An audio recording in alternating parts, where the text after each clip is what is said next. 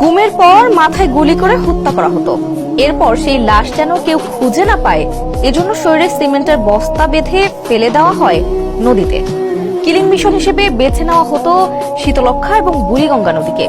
এভাবে সুবিধা করতে না পারলে ট্রেন বা চলন্ত গাড়ির সামনে ফেলে হত্যার পরিকল্পনাও করা হতো। অপহরণ, আটক ও হত্যা প্রতিটি ধাপে আলাদা দল কাজ করত। অনেকে জানতেনও না তারা কাকে এবং কেন হত্যা করছেন। বিভিন্ন স্থানে 8টি গোপন কারাগার ছিল, যেগুলো ডিজিএফআই, র্যাব, সিটিটিসি পরিচালনা করত। এসব কারাগারে আটক ব্যক্তিদের পেটানো, বৈদ্যুতিক শক দেওয়া এবং বিশেষ যন্ত্রপাতি ব্যবহার করে ভয়াবহ নির্যাতন করা হতো। লোমহর্ষক এসব তথ্য উঠে এসেছে গুম তদন্ত কমিশনের রিপোর্টে। বিস্তারিত থাকছে প্রতিবেদনে। শেখ হাসিনা সরকারের বিরুদ্ধে সবচেয়ে বড় অভিযোগ ছিল গুম, খুন আর মিথ্যা মামলার। 5 আগস্ট পতনের পর অনেকেই আয়নাঘর থেকে প্রকাশ্যে আসতে থাকেন, তবে এখনো হদিস মেলেনি বহু মানুষের। তারা কোথায় আছেন, কিভাবে আছেন তা কেউ জানে না। তাদের সন্ধান সহ পুরো বিষয় উদ্ঘাটনে গঠন করা হয় গুম বিষয়ক তদন্ত কমিশন। তারা জানিয়েছেন, ক্ষমতাচ্যুত আওয়ামী লীগ সরকারের আমলে গুমের শিকার অনেককে মাথায় গুলি করে হত্যা করা হয়েছে।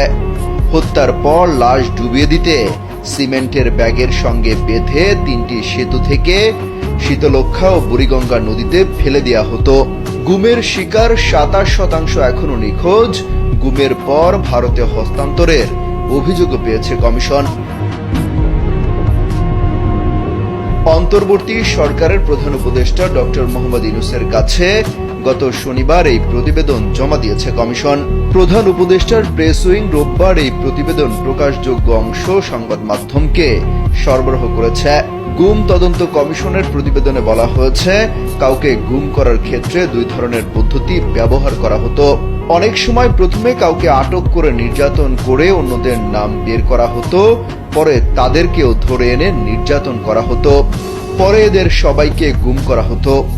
এছাড়া রাজনৈতিক প্রভাবশালী ব্যক্তি বা নেতার সরাসরি নির্দেশেও গুম ও নির্যাতন করা হতো। প্রতিবেদনে বলা হয়েছে, আটক ব্যক্তিদের গোপন কারাগারে রাখা হতো, যেখানে তাদের উপর শারীরিক ও মানসিক নির্যাতন চালানো হতো।